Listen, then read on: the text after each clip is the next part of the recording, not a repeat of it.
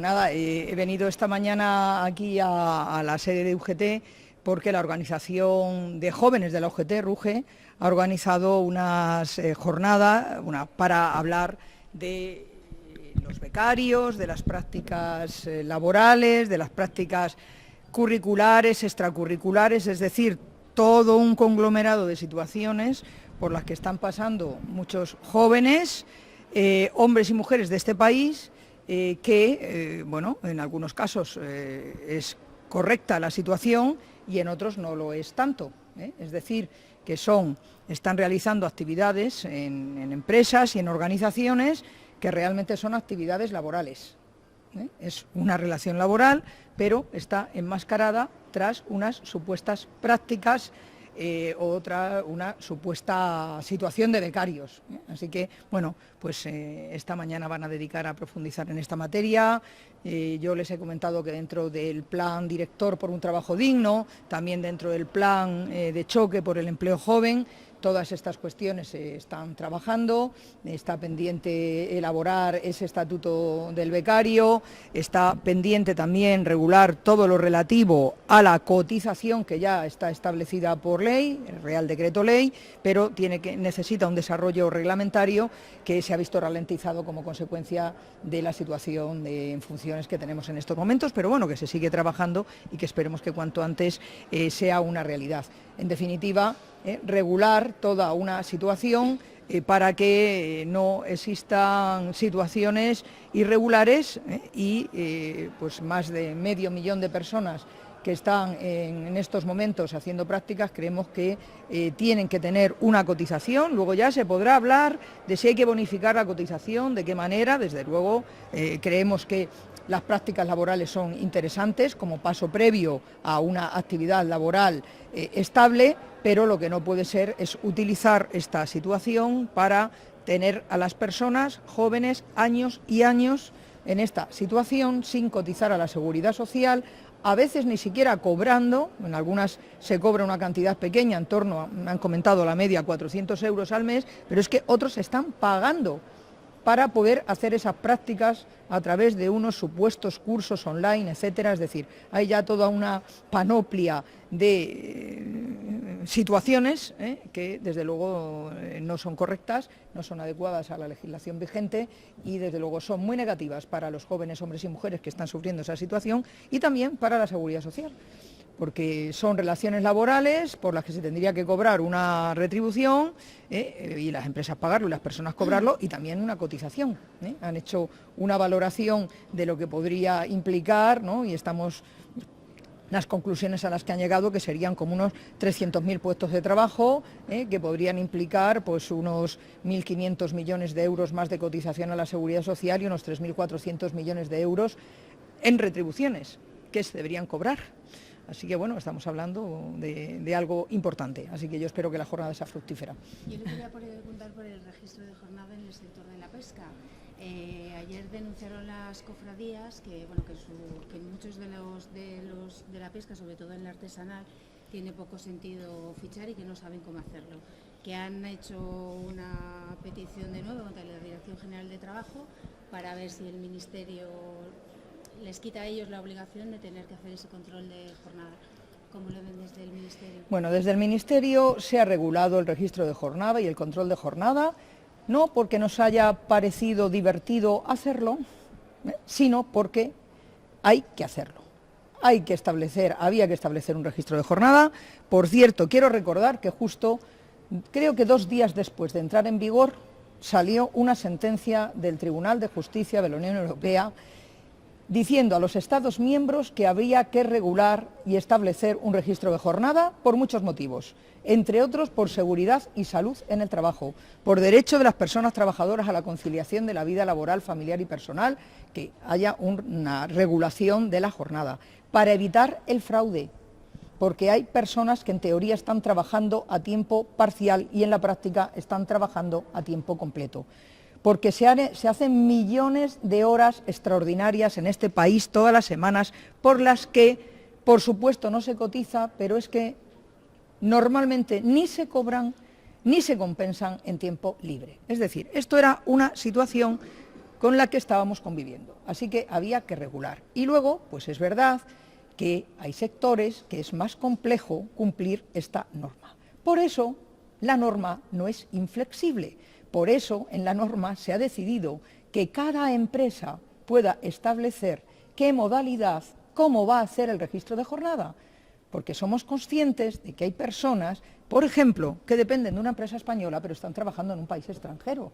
Nadie les dice que vengan a fichar con una fichita todas las mañanas, o a poner la huella en el reloj, evidentemente, pero es que ya existen métodos telemáticos para poderlo hacer. Pero es que existe la posibilidad de una firma en un documento, que claro, evidentemente debe ser correcto el documento, porque luego puede ir a la Inspección de Trabajo y ver si eso coincide o no con la realidad.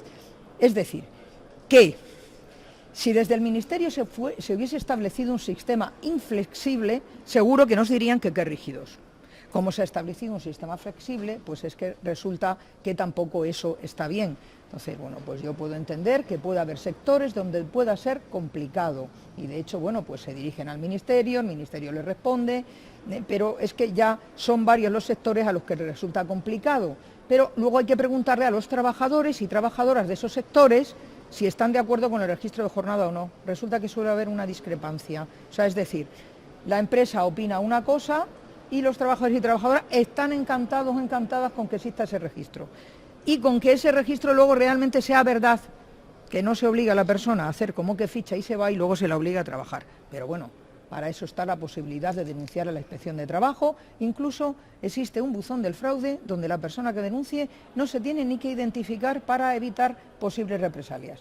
Así que, en fin, que yo entiendo que pueda, pero vamos, que tiene flexibilidad para establecer el método que les venga mejor, siempre dentro del cumplimiento de la ley. Ministra, yo le quería preguntar, ayer el Gobierno anunció que se actualizarán las pensiones en base al IPC ya a partir de diciembre, pero existe la posibilidad de que en diciembre el Gobierno esté en funciones. ¿Se podría hacer esto estando en funciones? Y en segunda pregunta, ¿cómo se va a calcular ese IPC? Bueno, lo primero, no adelantemos los acontecimientos, porque resulta que en diciembre puede haber un Gobierno en plenitud de funciones, a 100% de posibilidades de hacer su tarea.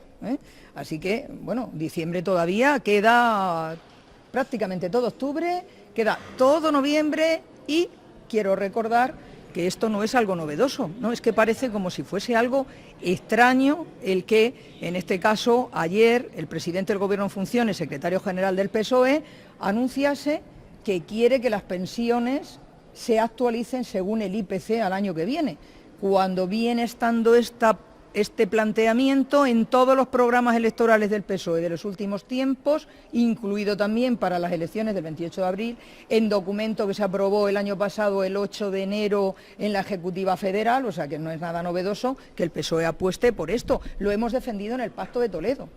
Así que, por cierto, está de acuerdo también, desde luego, los sindicatos en la mesa de diálogo social. Ha estado a punto de haber un acuerdo en Pacto de Toledo en el mes de febrero, y lo que sí que en el Pacto de Toledo ha habido es un preacuerdo en la mesa y portavoces en la única recomendación de las que se han estado debatiendo en la mesa del Pacto de Toledo, mesa y portavoces, en la que ha habido un preacuerdo, ha sido en la 2, que es la que habla de la suficiencia de las pensiones, de garantizar las pensiones, la subida de las pensiones según el IPC real de cada año. Normalmente se sube según el IPC previsto y si al final el IPC real es superior al previsto, se abona al año siguiente, a principios de año, lo que se denomina vulgarmente o popularmente como la paguilla, que este año se ha abonado el 0,1% de desviación del IPC previsto y el real del año pasado. Es decir, o sea, que no es nada novedoso. Hay un preacuerdo, es verdad que luego al final las recomendaciones del Pacto de Toledo se iban a ver aprobado en la mesa y portavoces, creo recordar, del día 21 de febrero de este año, y en el último momento descarriló esa posibilidad, pero sí que hay un preacuerdo en la 2.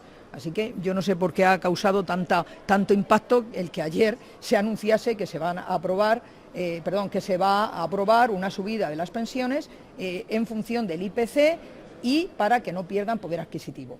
Todavía no sabemos cuál va a ser el IPC previsto para el año que viene, así que habrá que esperar. Y de aquí a diciembre todavía pueden pasar muchas cosas y yo espero y deseo que en diciembre haya un gobierno en plenitud de funciones. El año pasado, la subida de las pensiones y de las cotizaciones para este año se hizo a través de un Real Decreto Ley, el Real Decreto Ley 28/2018 de 28 de diciembre.